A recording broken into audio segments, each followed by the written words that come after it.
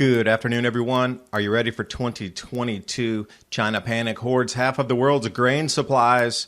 Bring it in, leave it under the snow, doesn't matter as long as it continues up and up and up. China, some severe declines in their crop production. Global fertilizer shortages in 2022. Now farmers are putting plans in place to return back to original fertilizer called manure. Will we have enough cattle and chicken? At least in the U.S. with the pesticides, we're down at the very low 2.4 kilograms per hectare. If you can get the fertilizer, here's how long you can keep it. Atmosphere is definitely changing. We're seeing anomalies from the winds to the hail to the quickness of fronts moving through, taking sovereignty to ourselves. Look no further than Africa. We're going to have to start thinking about creating our own soils, fertilizers, and pesticides once again. Jadam, are you ready for the life shift of 2022?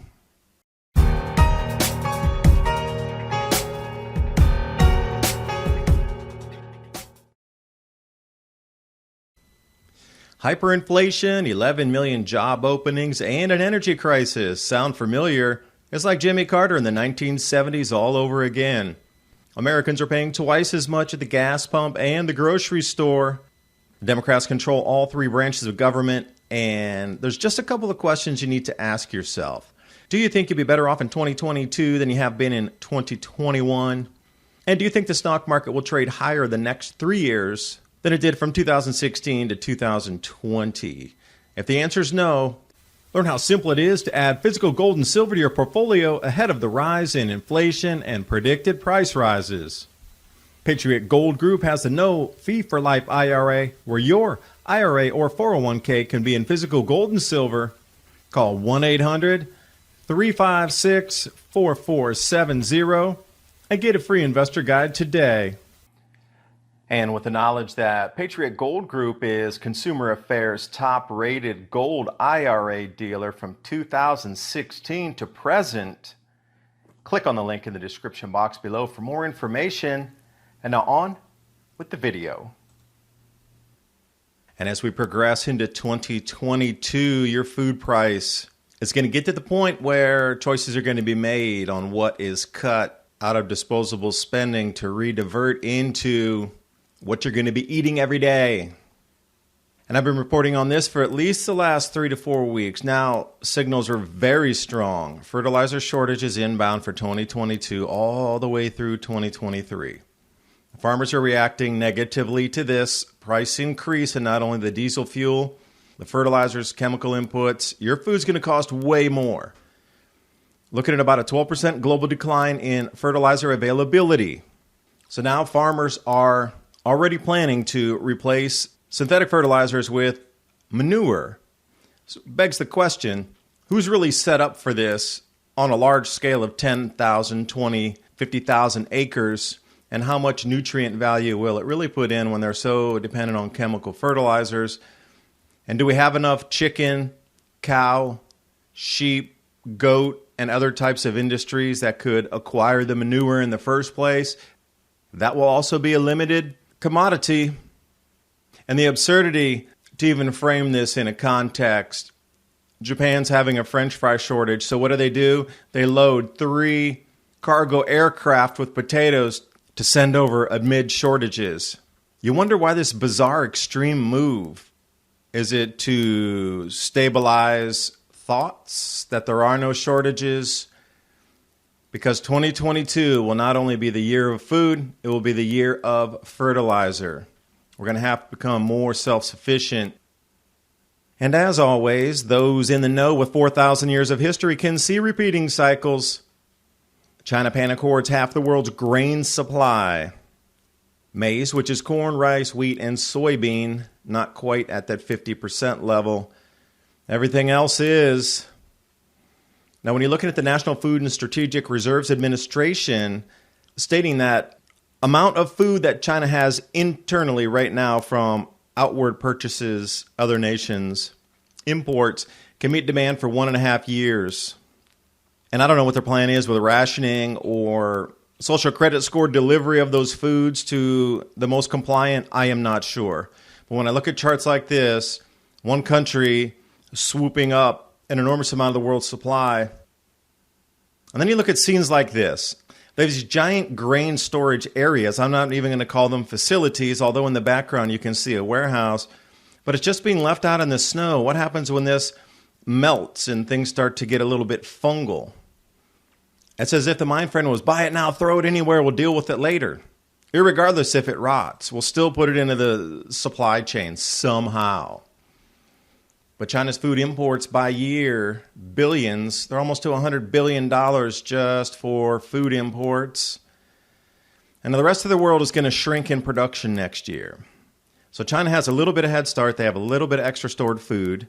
So maybe you'd want to think about it too, because if a nation's doing it, you might want to do it with your family. So global production down minimum 12%. It'll probably be higher because they're not trained to move over to manures and start going back to more traditional organic fertilizers. A lot of farms will suffer huge declines until they catch up behind the curve and figure out how to do this. So where's that going to put China a year and a half from now when there's way less grain out on the market and people are going to simply say, no, we can't sell it. Government's going to lock off like they did in Argentina, no more exports. But in 2019, this was an article off Zero Hedge here. Does China believe that we are on the verge of a major global food crisis? The Communist Chinese government has been very big into planning. They're a 100-year plan, not a 4-year plan. And it appears that they have decided now is the time to store, import, hoard food, gold, and other commodities. So are they waiting to batten down the hatches, let the storm ride out, and then pop back up? They've had dismal harvests for the last 2 years. So now the imports are the thing that are saving the bellies of the country. 310 grain storage facilities packed to the gills, and then you can see what they're doing outside the facilities clearly in this image. So your food prices are skyrocketing because others are paying anything to get the food, and it's going to be like that for every resource moving forward. You need to get ready for these changes.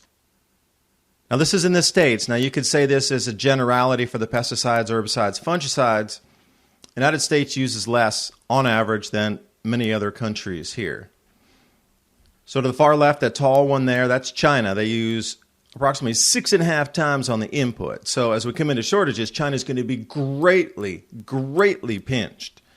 And then you come up to Korea and Japan, the next on the list of very high users of this. So you can expect this area of Asia to have extreme difficulty in planting, preventing the pests if they do get planted. Yields down in those 3 areas, incredible. EU is one thing, United States another, Germany, okay. But those areas in red on the far left of the chart, significant declines in my opinion. We can watch it play out in almost real time when the forecasts come in, because they're going to have to switch back to organic fertilizers as well. How much manure is there in South Korea, really? And also U.S. farmers are looking at this off a successful farmer, high price of fertilizer. Maybe Brazil's giving us a way out or an out. If you can't grow corn, because the fertilizer input in corn is so dramatically high compared to other species of plants, they're planting beans, foregoing the corn. So with the super high fertilizer prices inbound and inavailability, I could see American farmers doing the same thing, not growing as much corn, switching to something that requires less input. So then what does that do to the ethanol industry in the States? So reliant on corn. What about the feed into the cattle industry?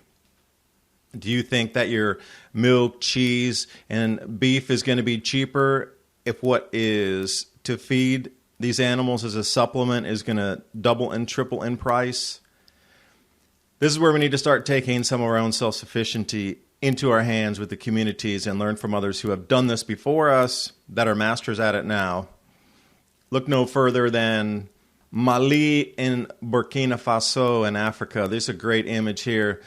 The Niger Delta filling up in from dry season to wet season, taking advantage of the rains to be able to grow. Now, this particular process, I put 6 posts up in my Telegram channel with the PDFs on how to create your own jadam, either fertilizer or pesticides. Quite easy.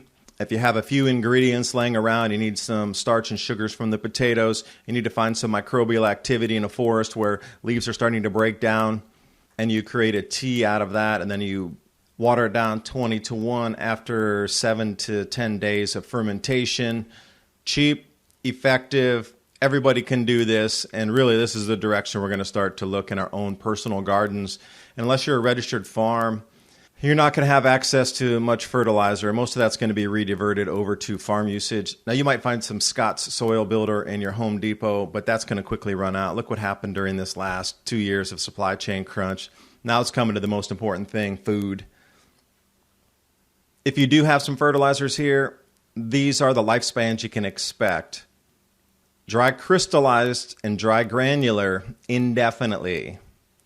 And that weed and feed fertilizer, again, back to Scott's, 4 years, liquid organic fertilizers up to 5 to 8 years. But again, try to keep it in a cool place. Don't let it freeze in the winter and then get to 120 degrees in the top of your garage in the attic in the summertime and go from that extreme heat to the extreme cold. Now, the dry crystallized and the dry granular, yes. But any of those others, like the microbial inoculants. And can you find anything right now like mycorrhiza and things you might find in organic feed stores, organic kelp to add in different kind of micronutrients? How about some granite dust? That would be from Crusher Run, crusher dust off granite. A few things like this to enhance your soil. Because right now the atmosphere is greatly disturbed, and we've seen all the other planets in our solar system have atmospheric disturbances up to this point, and Earth was next in line after Mars. And the mineral constituents in the crust started glowing with auroras 6 months ago, putting our Earth right now on track. And there's been so many atmospheric anomalies. Now I got blizzards, whiteout conditions, the way the fronts are moving in, not only the fires, but the freezes as well. It's just unsurpassed. And the massive amounts of hail coming down, crop destroying swaths across grow zones. And also, I've restarted my podcast. I think it's really important to get audio content out there now. I'm trying to do at least 3 to 4 episodes per week on many Ice Age conversations. You can find that anywhere podcasts are hosted across the net. I'll be up at episode 310 this evening. I've added a few since you see that slide there. Hope you got something out of the video. Happy New Year. It's time for us to take action.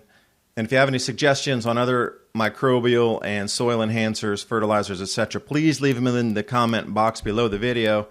I wish you the best, and I'll see you next time.